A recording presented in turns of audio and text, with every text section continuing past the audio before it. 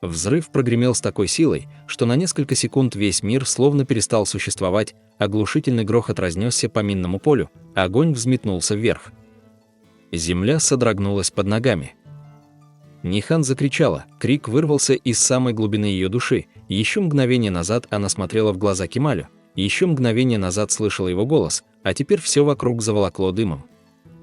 Она не могла поверить в происходящее, не могла принять то, что только что увидела, ноги подкосились, Нихан упала на колени, слезы ручьем текли по ее лицу. Перед глазами проносились воспоминания, первая встреча, первая улыбка, первое признание, все счастливые моменты, все испытания, все годы борьбы за любовь. Неужели все закончилось именно так? Неужели судьба снова оказалась сильнее их? Вокруг слышались крики людей, полицейские бежали к месту взрыва, спасатели уже приближались к опасному участку, но Нихан ничего не слышала. Она смотрела только вперед, туда, где несколько секунд назад стоял Кемаль, туда, где исчез ее мир.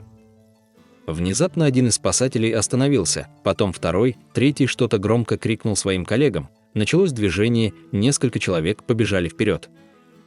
Нихан подняла голову, сердце забилось быстрее. Она не понимала, что происходит, и вдруг услышала слова, которые показались ей чудом. «Здесь есть выживший». Нихан замерла. Она даже перестала дышать. Нет, это невозможно. После такого взрыва никто не мог выжить. Но спасатели продолжали работать, они осторожно разбирали завалы, кого-то поднимали с земли, вокруг слышались команды.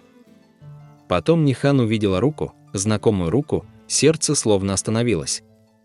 Затем она увидела лицо, Кемаль, это был Кемаль. Он был весь в крови, его одежда была разорвана, на лице виднелись раны, но он был жив. Нихан вскочила и побежала. Она не чувствовала ничего вокруг, не слышала людей, не замечала слез, существовал только он.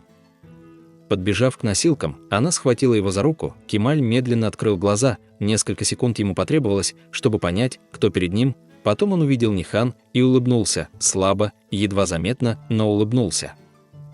«Я обещал вернуться».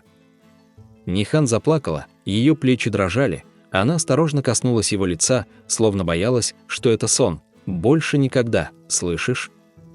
Никогда больше так не делай». Кемаль попытался поднять руку, но сил почти не осталось. «Я люблю тебя». Едва слышно произнес он. А потом его взгляд начал медленно угасать, улыбка исчезла, глаза стали закрываться, Нихан сразу почувствовала неладное. «Кемаль». Ответа не было. «Кемаль». Он снова попытался открыть глаза, но не смог. Монитор переносного аппарата начал подавать тревожные сигналы, врачи бросились к нему, давление падает. «Быстрее! Срочно в машину!» Нихан охватила паника, несколько минут назад она обрела надежду, и теперь снова боялась потерять все, двери скорой помощи захлопнулись, автомобиль сорвался с места. Всю дорогу Нихан молилась, она не просила богатства, не просила счастья, не просила ничего для себя, только одно, чтобы Кемаль остался жив. Когда они прибыли в больницу, врачи немедленно повезли его в операционную. Нихан успела увидеть его лицо в последний момент, бледное, неподвижное, без сознания, а затем двери закрылись. Началось ожидание, самое страшное ожидание в ее жизни. Минуты тянулись бесконечно долго, прошел час, потом второй, потом третий, операция продолжалась. В больницу начали приезжать родственники, Вильдан, Хюсейн, Зихра, все сидели рядом, все молчали, каждый понимал, что сейчас решается судьба человека, который столько раз спасал других. Нихан крепко держала в руках цепочку Кемаля. Она смотрела на закрытые двери операционной и вспоминала всю их историю, каждую улыбку, каждую встречу, каждую разлуку, каждое испытание, слезы не прекращались. «Ты обещал». Тихо прошептала она. «Ты обещал, что вернешься. Пожалуйста, не оставляй нас». Наконец двери открылись, появился хирург, все сразу поднялись. Нихан боялась услышать ответ, боялась сделать вдох. Доктор посмотрел на нее и впервые улыбнулся. Операция прошла успешно. Нихан застыла, словно не поверила услышанному. Самое страшное уже позади. Он будет жить. В этот момент ноги перестали ее держать, слезы хлынули с новой силой, но теперь это были слезы счастья. Через несколько дней Кемаль пришел в сознание. Первые секунды он не понимал, где находится белый потолок, тишина, писк медицинских приборов. Он медленно повернул голову и увидел Нихан, она сидела рядом, заснув прямо возле его кровати, держа его руку в своей. Кемаль улыбнулся, очень тихо, очень тепло, и осторожно сжал ее ладонь. Нихан мгновенно открыла глаза, несколько секунд она смотрела на него, не веря происходящему, а потом снова расплакалась, но на этот раз от счастья. «Ты очнулся». Кемаль улыбнулся. «Кажется, я слишком упрямый, чтобы уйти». Нихан рассмеялась сквозь слезы и впервые за много лет почувствовала, что кошмар действительно закончился, настоящее счастье наконец вернулось в их жизнь. На следующий день Кемаль проснулся гораздо раньше, на этот раз он чувствовал себя лучше, боль все еще напоминала о себе, но самое главное было рядом. Нихан сидела возле окна и смотрела на первые лучи солнца, услышав движение, она обернулась и сразу улыбнулась, той самой улыбкой, по которой Кемаль скучал больше всего. Несколько секунд они просто смотрели друг на друга, без слов, без лишних объяснений, после всего пережитого слова были уже не нужны. «Доброе утро», – тихо сказала Нихан. «Доброе», – ответил Кемаль. «Кажется, это самое красивое утро в моей жизни». Следующие недели проходили намного спокойнее, Кемаль восстанавливался быстрее, чем ожидали врачи. Каждый день он делал новые шаги вперед, сначала прогулки по коридору, потом первые тренировки, потом полноценная реабилитация. Нихан все время была рядом, как и много лет назад. Только теперь между ними больше не стояли враги, не было страха, не было угроз, не было и мира. Впервые за долгие годы они могли думать о будущем. Однажды вечером Кемаль стоял возле окна своей палаты, за стеклом медленно заходило солнце, Нихан подошла к нему и молча взяла его за руку, несколько секунд они любовались закатом. Потом Кемаль вдруг сказал: «Знаешь, о чем я думал?» «О чем?» «Когда я лежал там. После взрыва. Мне казалось, что это конец». Нихан крепче сжала его ладонь, Кемаль продолжил: «И единственное, о чем я жалел, что не успел прожить с тобой ту жизнь, о которой мы мечтали». По щекам Нихан снова потекли слезы. «Кемаль, поэтому теперь я не хочу терять ни минуты, ни одной секунды». Нихан положила голову ему на плечо. «И не потеряешь, больше никогда». Спустя месяц врачи наконец сообщили долгожданную новость. Кемаля выписывают. Услышав это, Денис прыгала по палате от радости, Нихан улыбалась, а сам Кемаль впервые почувствовал себя по-настоящему свободным. Когда они вышли из больницы, их встречали родственники и друзья. Повсюду были улыбки, объятия, поздравления, каждый понимал, насколько невероятным стало его возвращение. Но самый важный момент ждал впереди, когда все разошлись, Кемаль попросил Нихан ненадолго остаться. Они стояли возле больницы, на улице медленно начинался вечер, легкий ветер колыхал волосы Нихан. Кемаль посмотрел на нее, на женщину, ради которой он был готов пожертвовать жизнью, на женщину, которую любил больше всего на свете, и вдруг опустился на одно колено. Нихан замерла, она не верила своим глазам. Кемаль достал маленькую коробочку, ту самую, которую давно хранил для особенного момента. На глазах Нихан появились слезы, Кемаль улыбнулся. «Всю нашу жизнь судьба пыталась разлучить нас, но каждый раз мы находили дорогу друг к другу, мы пережили все – страх, боль, предательство, потери, и все равно остались вместе». Он открыл коробочку, внутри сверкнуло кольцо. «Нихан, станешь ли ты моей женой?» Нихан уже плакала, слезы текли по ее щекам, но это были самые счастливые слезы в ее жизни. Она кивнула, потом еще раз и, наконец, сказала: «Да, да, Кемаль». «Да, конечно, да». Кемаль надел кольцо ей на палец, а через несколько секунд Нихан бросилась в его объятия. В этот момент рядом раздались аплодисменты. Они обернулись, оказалось, Денис, Зихра, Хюсейн и остальные все это время наблюдали за ними издалека. А Кемаль посмотрел на Нихан и впервые за много лет понял одну простую вещь: их война закончилась, теперь начиналась их счастливая жизнь. После предложения Кемаля жизнь словно начала новую главу. Впервые за долгие годы они готовились не к очередной борьбе, не к новой опасности, не к противостоянию, а к самому счастливому дню в своей жизни. Подготовка к свадьбе шла несколько месяцев, и каждый день приносил новые счастливые моменты. Нихан лишь улыбалась, иногда ей казалось, что все происходящее – прекрасный сон, слишком долго она ждала этого счастья, слишком долго мечтала о спокойной жизни рядом с любимым человеком.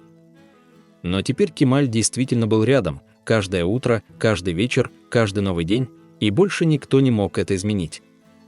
Наконец наступил день свадьбы, с самого утра небо было удивительно ясным, солнце мягко освещало побережье, легкий морской ветер приносил свежесть, церемонию решили провести возле моря, там, где шум волн напоминал о бесконечности, там, где начиналась их новая жизнь.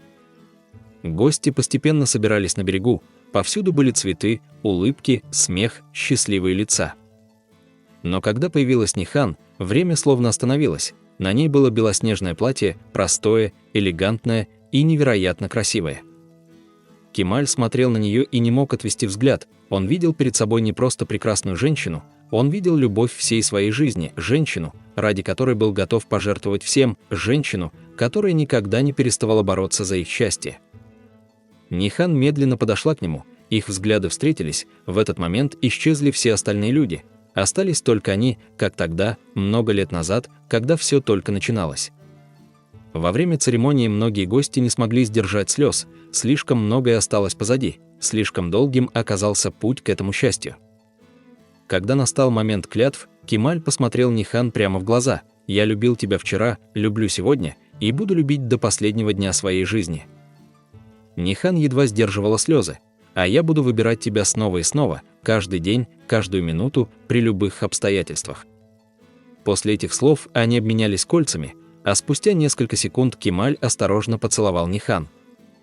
На берегу раздались аплодисменты, гости улыбались, Денис радостно прыгал от счастья. Именно таким должен был быть их день, именно такой финал заслуживала их любовь. После свадьбы молодожены отправились в путешествие. Впервые за долгие годы они могли жить без страха, без преследований, без опасности, без постоянной борьбы. Они гуляли по узким улочкам старинных городов, любовались закатами, встречали рассветы на берегу моря, смеялись над мелочами, говорили обо всем на свете и словно заново узнавали друг друга. Однажды вечером они сидели на террасе с видом на море, солнце медленно исчезало за горизонтом, Нихан долго молчала, а потом улыбнулась, очень загадочно. Кемаль сразу заметил это. Что случилось? Нихан взяла его за руку. «У нас будет ребенок». На несколько секунд Кемаль просто замер, он не верил услышанному. «Правда?» Нихан кивнула, по ее щекам потекли слезы счастья. В следующее мгновение Кемаль крепко обнял ее, он смеялся, он плакал, он благодарил судьбу, потому что жизнь подарила ему еще один шанс быть счастливым. Через несколько месяцев в семье появился сын, маленький здоровый мальчик. Когда Кемаль впервые взял его на руки, он не мог перестать улыбаться, рядом стояла Нихан, возле нее радостно кружилась Денис. Теперь они были настоящей большой семьей, о такой жизни Кемаль мечтал долгие годы и, наконец, получил ее. Шли годы, дети росли, дом наполнялся смехом, каждый праздник они отмечали вместе, каждый день старались проводить рядом друг с другом. Иногда Кемаль смотрел на свою семью и вспоминал тот страшный день на минном поле, тот день, который едва не отнял у него все, но теперь вместо боли приходила благодарность. Потому что судьба подарила ему второй шанс, шанс увидеть, как растут дети, шанс встретить старость рядом с любимой женщиной, шанс прожить жизнь, о которой он всегда мечтал. Прошло много лет, Денис стала взрослой, сын тоже вырос, у каждого появилась своя семья. Однажды вечером все снова собрались на берегу моря, как когда-то давно, внуки бегали по песку, дети разговаривали неподалеку, слышался смех, слышались счастливые голоса. А Кемаль и Нихан сидели рядом, держась за руки, как и много лет назад, солнце медленно уходило за горизонт. Нихан положила голову ему на плечо. «Помнишь тот день?» Тихо спросила она, Кемаль улыбнулся, он сразу понял, о каком дне идет речь.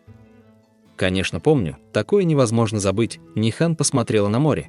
«Тогда мне казалось, что я потеряла тебя навсегда», Кемаль осторожно сжал ее ладонь, «а мне казалось, что я больше никогда вас не увижу». Несколько секунд они молчали, наблюдая за детьми и внуками, потом Нихан улыбнулась, «Мы все-таки победили». Кемаль посмотрел на свою большую семью, на детей, на внуков, на женщину, которую любил всю жизнь, и тихо ответил, «Нет, победила любовь». Последние лучи солнца осветили их лица, ветер мягко коснулся берега, а рядом друг с другом сидели два человека, которые прошли через боль, испытания и потери, но все равно сохранили самое главное – свою любовь. И именно так могла закончиться история Кемаля и Нихан, не трагедией, не разлукой, а счастливой жизнью, которую они заслужили больше всех.